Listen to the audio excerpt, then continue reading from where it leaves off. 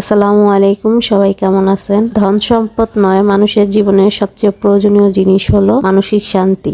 যে পরিস্থিতিতেই থাকুক না কেন, যে যতটুকু সম্পদের অধিকারী হোক না কেন, যদি তার মানসিক শান্তি থাকে, সে দেখবেন মনের দিকে ও শারীরিক দিকে দুই দিকেই সুস্থ থাকে। তো যাই হোক, আজকে আমি মাছ ভুনা করতেছি। প্রথমে পেঁয়াজ একটু ভেজে তার মধ্যে আদা বাটা দিয়ে ভালোভাবে ভেজে নিয়েছি এবং ভাজার পরে হলুদ, মরিচ এবং লবণ প্রয়োজন মতো দিয়ে একটু পানি দিয়ে ভালোভাবে কষিয়ে নিব। তো সুন্দর করে কষানো হলে তার মধ্যে দিয়ে দিব টমেটোটা আগে দেই যাতে একটু নরম হয়ে যায়, মাছটা খেতে ভালো লাগে। তো টমেটোটা দেওয়ার পরে ভালোভাবে কষিয়ে নিয়েছি। যখন টমেটোটা একটু নরম হয়ে গেছে তখন আমি সুন্দর করে যে মাছ ভেজে রাখছি সেটা তরকারির ওপর দিয়ে কিছু পরিমাণে ঝোল দিয়ে দিব, যাতে এতে মাছটার ভিতর পরিমাণ মতো সবকিছু মাছের গায়ে লাগতে পারে। তো সেই ক্ষেত্রে একটু পানি দেওয়ার পরে সুন্দর করে জাল করে নিব। 2-3 বার জাল দিয়ে নেওয়ার পরে যখন দেখবো যে